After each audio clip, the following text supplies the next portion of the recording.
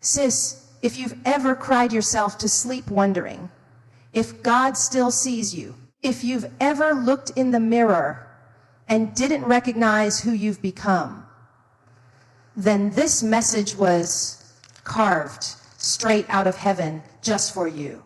Don't scroll away, because what looks like brokenness is actually the birthplace of your breakthrough. There's a kind of pain that doesn't make noise.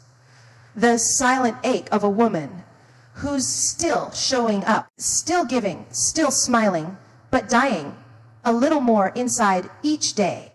That kind of brokenness can't be seen with the natural eye. It's tucked behind the "I'm okay." It's buried beneath the busy. But I came to tell you today, God still has a plan for you. You don't have to be whole for Him to work. You just have to be willing, because He's never been afraid of your broken places. In fact, those are His favorite places to start. He's not intimidated by the pieces. He specializes in masterpieces built from messes. That thing that tried to break you, God will make it bless you. But you've got to let Him in. Maybe they counted you out. Maybe you counted yourself out. But God didn't. Your story doesn't end at broken. It begins again with grace. The woman you were before the pain, she was strong. The woman rising now, she's unstoppable, because she knows what it's like to fall apart and still rise again. You've cried over it long enough. You've doubted yourself long enough. Now it's time to believe again. Believe that your future is still intact. Believe that your pain wasn't random. It was refining. Believe that you weren't buried. You were planted. And just because it doesn't look like progress doesn't mean God isn't moving. The healing is happening in the hidden. The transformation is taking place in the quiet. Your strength is being rebuilt, not in the spotlight, but in the secret place. Don't rush this part. Don't dismiss it. Because this part, this hard, confusing, God, where are you part, is the part that will shape your destiny. God didn't leave you. He's been building you. Every tear was counted.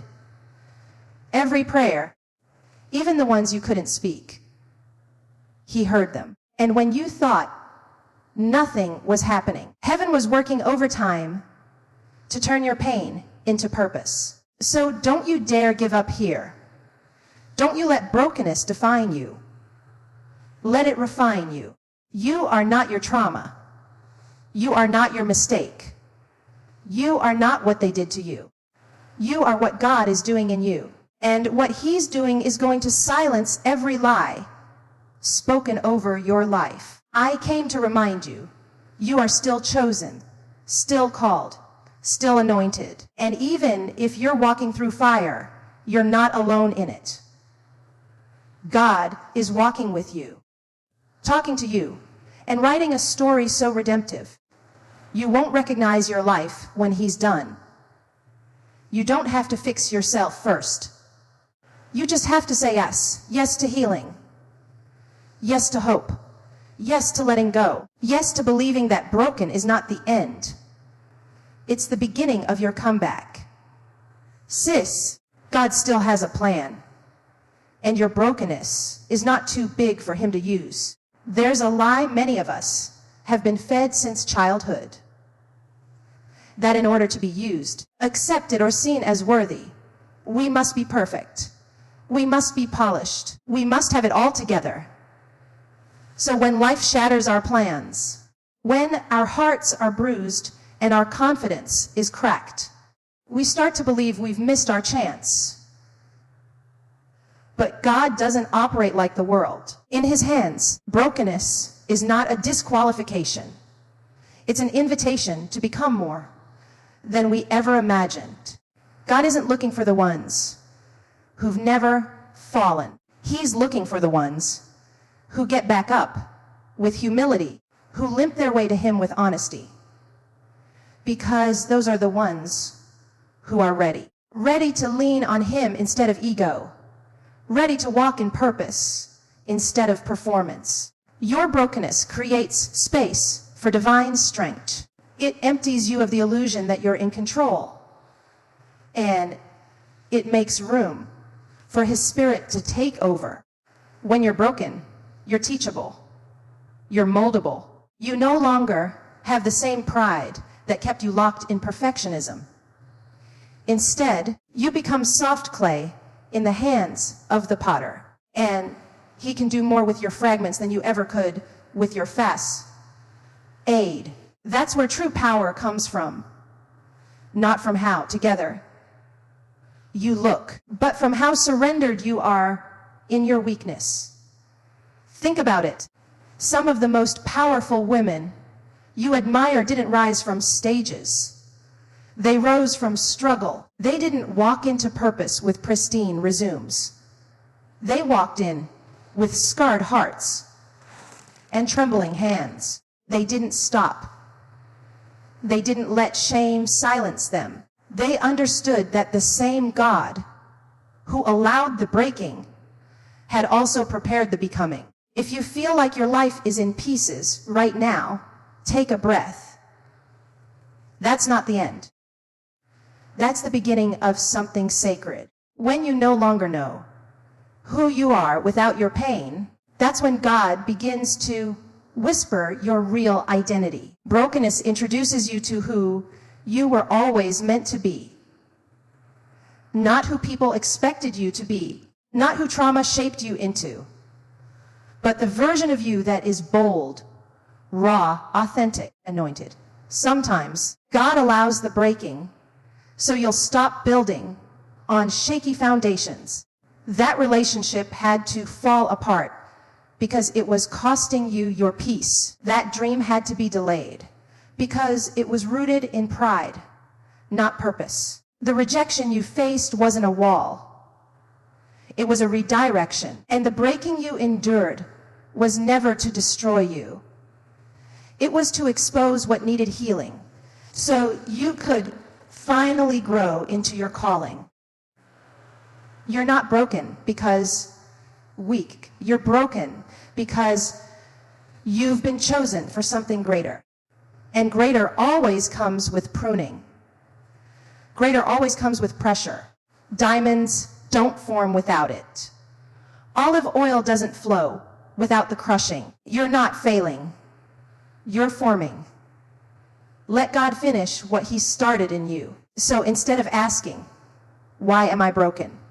Begin asking, what is this preparing me for? Because once you realize that your cracks let the light in, you'll stop hiding them.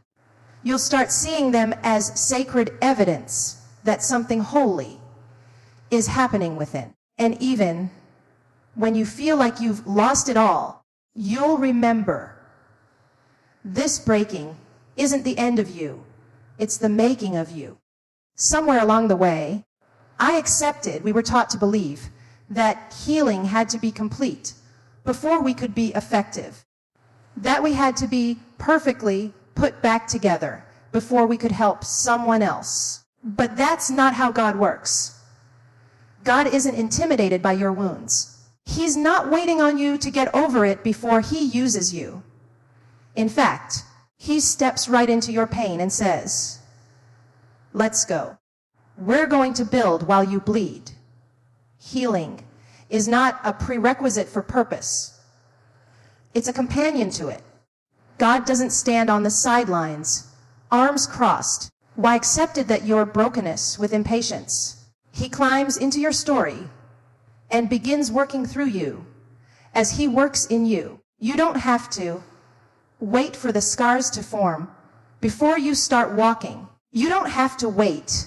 You don't have to wait until you've cried your last tear before you open your mouth and speak life into someone else. He'll use your honesty. He'll use your transparency. He'll use your vulnerability as a weapon of transformation. You think you need to be flawless. God just wants you to be available because There's someone who needs to hear your story in the middle of it. Someone who's drowning in the same storm you're learning to survive. And your words, even through cracked lips and shaky breath, might be the exact lifeline they need. You don't have to have it all figured out. You just have to be willing to let God shine through your in-process places. The enemy wants you to think you're disqualified because you still cry about it, because the memory still hurts, because forgiveness is still a choice you're learning to make every day. But what if God is using even that? What if you're sept? Your struggle isn't a sign of failure, but proof of your strength. What if it's the very thing that keeps you connected to others, humble in your walk, and reliant on His grace? There's a reason God allowed you to survive what you did. Not just so you could be a testimony after the healing, but so you could minister through the healing. People are tired of perfection. They don't want masks. They want truth. And your truth, raw, messy, and unfinished, might be the exact permission they need to start believing in their own journey again. When you let God use you while you're still bleeding, something sacred happens. You stop pretending and start participating. You stop performing and start allowing. You give space for the Holy Spirit to move through the cracks, not just around them. And suddenly your pain has a pulse. Your weakness carries wisdom. Your questions echo comfort. That's ministry, not perfection, but presence. Don't rob the world of the gift of your becoming because you're afraid of not being enough. The world doesn't need another polished version of you. It needs the real you. The one who's been through something. The one who knows what it's like to be lost and found again. The one who doesn't just preach victory, but knows what it feels like to fight for it every day. So the next time you feel like sitting down, because the healing isn't done yet, remember this: God does His best work with people who know they still need Him. Let Him use you in the middle of your miracle, not after it, not once it's wrapped in a bow, but right now, with the pieces still coming together, because your process has power, and someone out there needs to see it in motion. We live in a world that idolizes perfection and hides pain behind filters and facades. The truth is, people don't connect with perfection. They connect with real. They connect with stories, with scars, with broken edges. Your brokenness doesn't cancel your calling. It amplifies your voice. It makes your testimony carry weight. Because when people hear from someone who's been through something, their walls come down and their hearts lean in. You don't have to pretend to be perfect to have purpose. In fact, the more real you are about your struggle, the more people will believe in their own survival. God isn't looking for polished people. He's looking for honest ones. He's looking for the woman who says, I messed up, but I'm still here. I was shattered, but I didn't give up. I cried last night, but I woke up anyway. That kind of transparency is powerful. That kind of vulnerability changes lives. Your brokenness makes you reachable because it bridges the gap between your story and someone else's silent suffering. You may never know who's watching you wrestle and finding the courage to face their own demons because you dared to speak up.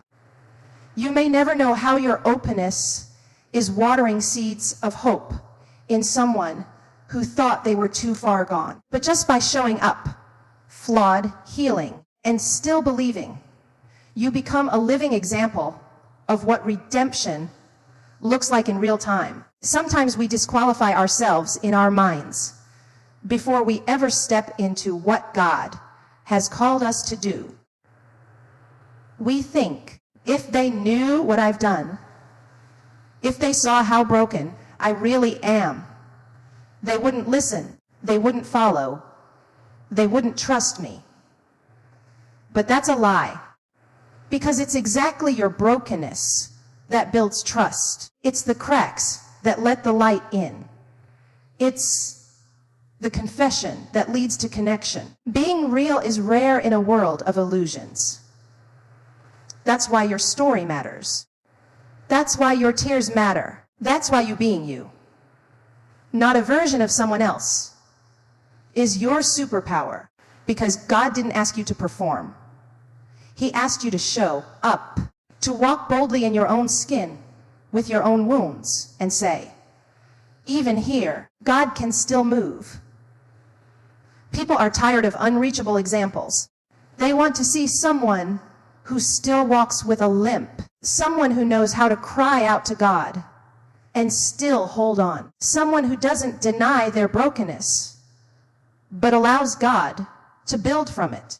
You being relatable doesn't diminish your authority. It strengthens it, because people want to follow someone who's been there, who gets it, who can look them in the eye and say, I know exactly how that feels. Your pain gave you language you couldn't have learned any other way. It taught you how to see others differently, how to move with more grace, how to forgive faster, how to speak softer. Your brokenness birthed a new you. And while it hurt, while it stretched you, while it almost broke you completely, it also made you more human, more holy, and more usable.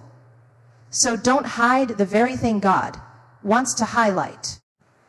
Don't tuck away your wounds when they're the proof of your journey.